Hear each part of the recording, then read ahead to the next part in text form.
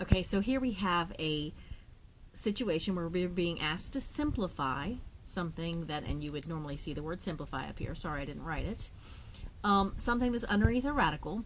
And the first thing we want to notice is what kind of radical it is. There's not a number out here. It doesn't have a 3 or a 5 or something out here. So it's a square root. It's the same as if it said this, but we usually don't write. If there's a 2 there, we write nothing, and it's implied. Okay, so we're looking for square root. That means that I'm looking for things that are perfect squares that are up under here. So if I can break this up into things that are perfect squares, anything that's a perfect square can come out. Now the other thing is, I have a negative underneath the radical. That's something I want to address right away. What I want to do is I want to go ahead and I want to pull that out as an I and say, okay, this is what I'm really going to deal with now. Because that's really a separate issue.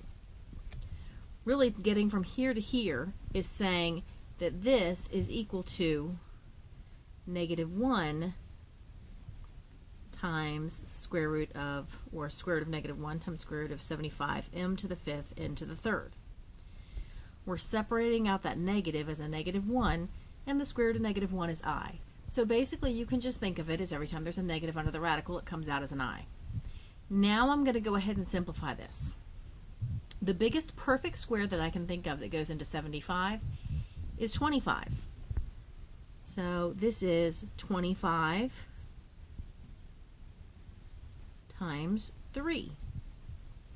And then if I break up this m to the 5th into m to the m squared terms, let's see, I've got m squared, there's 2 m's, I've got 2 more, and that leaves me with 1 more, m to the 1st, because 2 plus 2 plus 1 is 5. And then n to the 3rd is n squared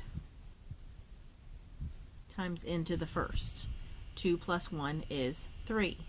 So every place I have something squared here, the 25 is 5 squared, so out comes a 5. The m squared is m squared. This m squared is also m squared. So out comes 2 m's, and everything that comes out front is being multiplied. Once it gets there, it's all multiplied together. Then we got this n squared. That comes out as an n. And now there's nothing left up underneath that radical that can come out. So the 3, the m, and the n are going to stay under the radical. Now I left room because this I is out here still. So I've got 5m squared n times I times 3mn underneath the radical. Generally we put the I at the back, so it would be 5m squared n on the root of 3mn all times I. Be very careful when you're putting this back here that you make it clear that it's not underneath this radical. Move it over far enough that that's very easy to see. Next one. Here we have another root. This time it does have a number out here. That means we're finding the 3rd root, a cube root. Like for instance, the cube root of 8 is 2, because 2 cubed makes 8. Or the cube root of 27 is 3, because 3 times 3 times 3 makes 27. So this is what we're looking for. We're looking for numbers that go into here multiplied 3 times. And I just mentioned one that goes into 24, and that's 8. 8 is a perfect cube. It's 2 cubed. 2 times 2 times 2. 8 goes into 24 3 times. X to the 4th is x cubed times x to the 1st. Y 3rd is just y cubed. So I've broken this down into the things that are going to be able to come out. 8 is 2 cubed. I could have just written it as 2 to the 3rd, and a 2 comes out. X cubed and x comes out. Y cubed, a y comes out. And that leaves underneath this radical, and notice that 3 stays there. It doesn't ever go away. It's always going to be a cube root. It never changes to a square root in the middle of the problem. We have the cube root of 3x, and that's it. That's all that's underneath. And that's my final answer. Notice when I'm showing all this work, these are things that are really it's really a good idea to break it down as much as possible and show as much work as you need to show. Maybe show a little more work than you think you need to show, because it's very easy to get some little detail mixed up here, to maybe forget that this should be m squared, or leave out the I when you rewrite the final problem. It's very easy. There's too many details to just try to do it all in your head, so be careful about that. All right, here we have a negative. Does that mean an I is going to be coming out? No, because the negative is not underneath the radical. The negative is outside. So that's just like basically saying we have -1 times, and then it's our job to simplify all this. So we could go ahead and simplify all this, and at the end, -1 times whatever we get.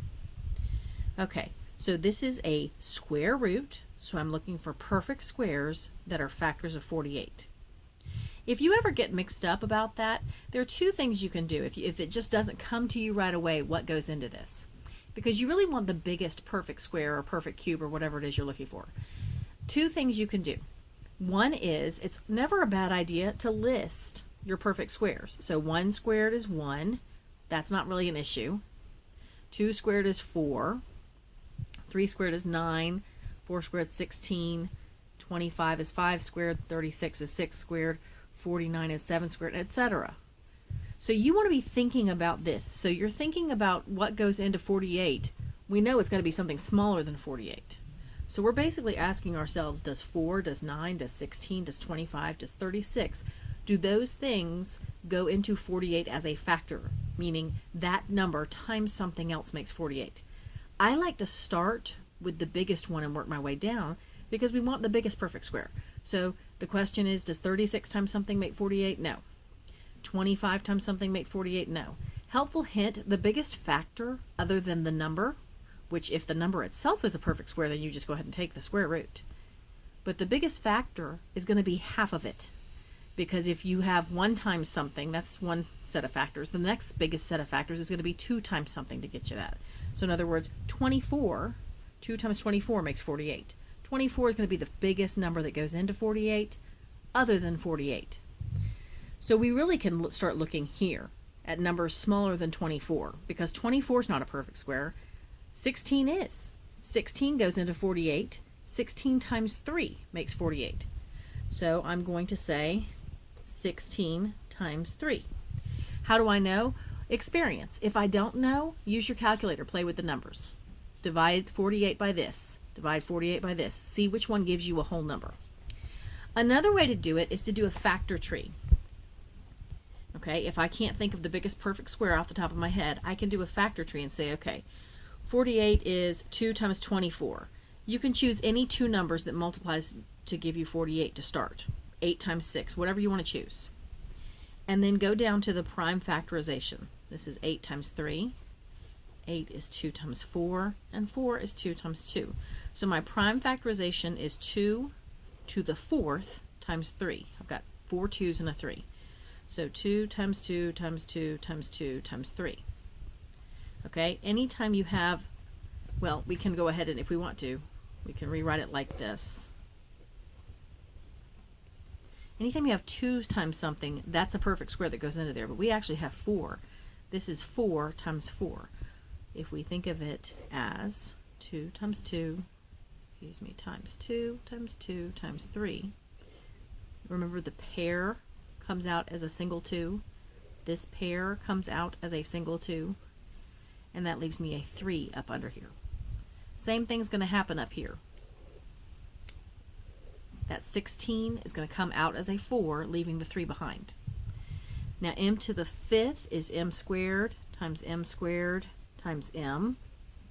And n is just n. So this comes out as a 4. This comes out as an m.